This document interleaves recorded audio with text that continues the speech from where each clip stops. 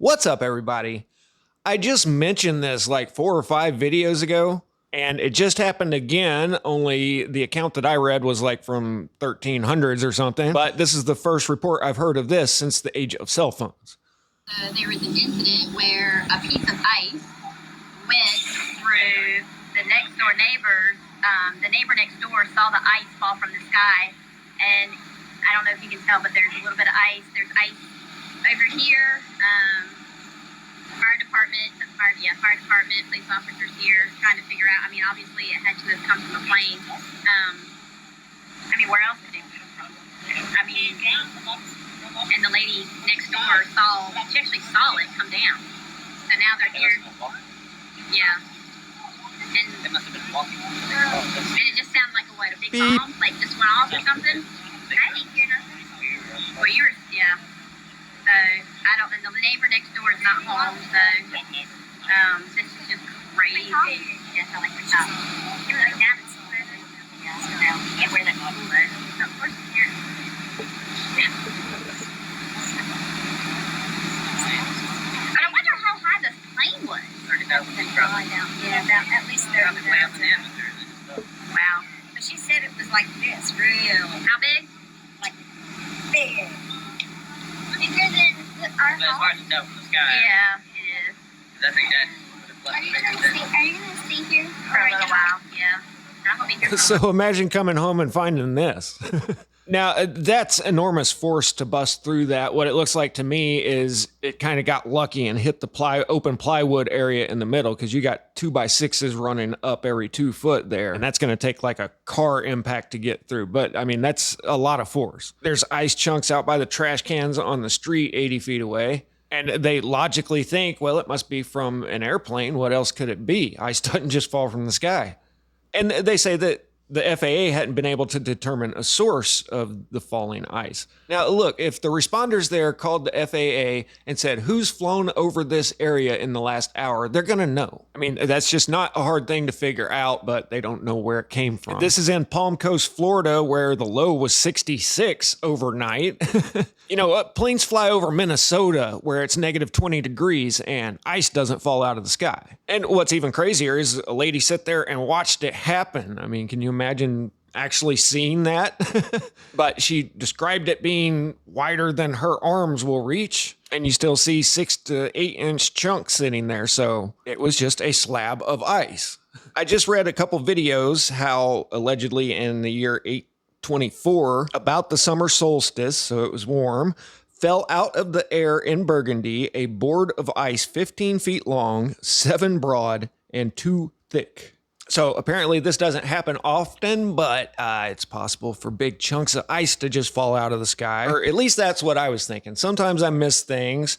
Love Free Ski says, that ain't no meteorite. That's a giant petrified turd from a pterodactylus that timeline shifted into this reality for half a second due to the matrix breakdown. Could be. Ada says, day 1 on dome maintenance team and you accidentally drop your first stone bolt. They never let you live it down. In this video, it wasn't ice falling from the sky. It was a rock. Check it out.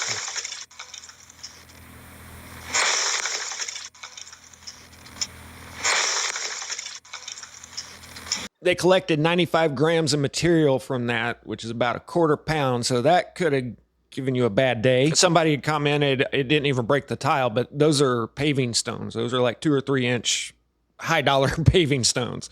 But yeah, I don't think that came from an aeroplane. I think that came from space, whatever it is. I don't trust hardly anything NASA puts out about it, but I know it's up there. I can see the stars. I can see the planets. And I can see that at times things fall out of the sky, and this is a small one. In the past, it's been big ones. And they leave their mark on entire civilizations. So I got in big trouble one time for playing small clips. They just automatically demonetize my channel. So I'm going to tag on a couple minutes of another video here. Watch it if you want. And I will catch you guys on the next one. Static out. After all, what business are the angels and the hosts of heaven in? The business of creation. And the fallen angels used to be angels.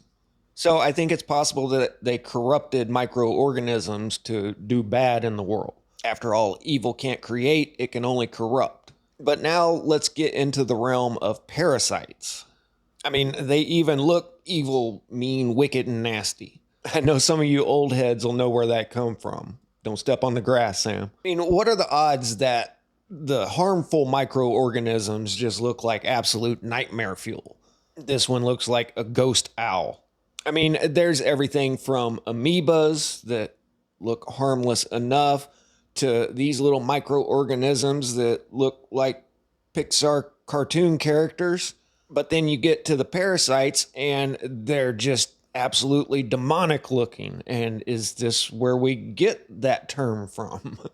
At one time in the past, did people know about these microscopic parasites? And then there was a huge collapse and everybody just went back to an agrarian lifestyle, just trying to survive. But their parents and grandparents had warned them about demonic possession. Only they had no frame of reference for the microscopic dimensionality of things. Is that a word? This painting is of an Archon attack. And what is everything you've ever heard about the Archons? They feed off of negative energy. As a matter of fact, a lot of the old paintings portray them as devouring humans. And what do parasites do? They devour you from the inside.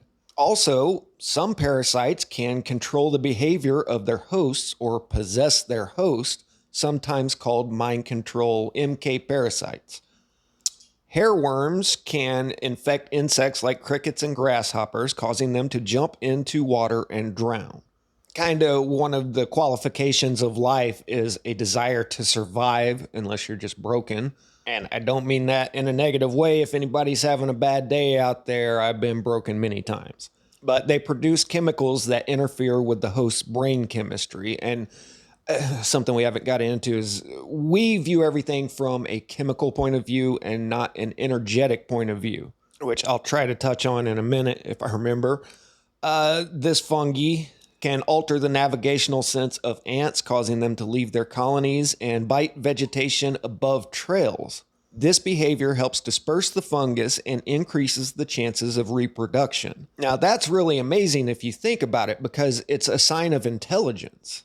I mean, how would a microscopic organism have any understanding of the world outside of its host and that other ants will come through on this trail? So if I can get this ant to bite a leaf above it, then I will further propagate myself in another ant. That's far from autonomous behavior. Trematodes can cause ants to bite grass, which increases the likelihood that a grazing animal will accidentally consume it. So now you're moving up into cows and sheep.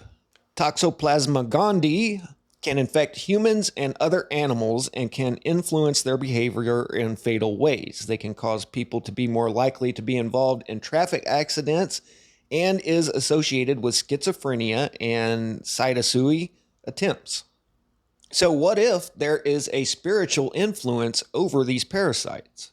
You know, when Jesus went to cast out the demon and asked what his name was, and he says, "I am Legion, for we are many."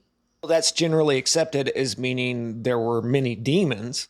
But what if it was one demon who got in through millions of parasites? After all, he says, "My name is Legion, not our name is Legion."